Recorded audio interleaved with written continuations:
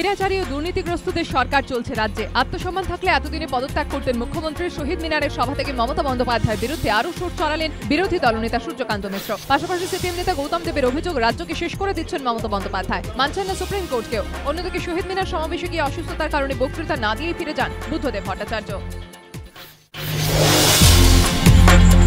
সিপিএমের নবান্ন অভিযান ঘিরে ধুন্ধুমা। ডাফরিন রোডে ব্যারিকেড দিয়ে বাধা, পুলিশের সঙ্গে সিপিএম কর্মীদের ধস্তাধস্তি। মঙ্গলবার বিকেল 4টে রাজ্য সরকারের বিরুদ্ধে একাধিক অভিযোগে পূর্ব ঘোষণার মতো শহীদ মিনারের সভা শেষে নবান্নের উদ্দেশ্যে রওনা দেন সিপিএম নেতা কর্মীরা।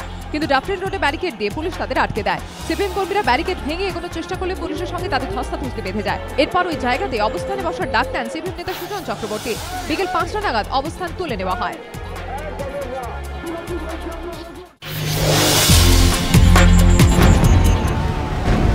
মদন মিত্র গ্রেফতার হওয়ার পরের দিনই তৃণমূল সমর্থকরা কোর্টের বাইরে ব্যাপক বিক্ষোভ দেখান। কোর্টের ভেতরেও তৃণমূলপন্থী আইনজীবীদের হইহট্টগোলের জেরে সিবিআই আইনজীবী কোনো বক্তব্য পেশ করতে পারেননি। এই প্রেক্ষাপটে কলকাতা ও বিধাননগর পুলিশ কমিশনারের কাছে বাড়তি নিরাপত্তা চেয়েছে সিবিআই। বিজেপির হুঁশিয়ারি, রাজ্যের পুলিশ সিবিআইকে নিরাপত্তা দিতে না পারলে প্রয়োজনে কেন্দ্র থেকে বাহিনী আসবে। সারদাকাণ্ডে মদন মিত্র গ্রেফতার হওয়ার পর থেকেই সুর চড়াচ্ছেন মুখ্যমন্ত্রী।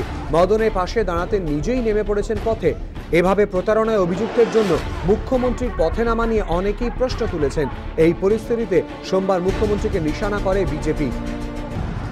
রাজনৈতিক মহলের একাংশের মতে এভাবে সুর চড়িয়ে তৃণমূলের ওপর আরও চাপ বাড়াতে চাইছে বিজেপি।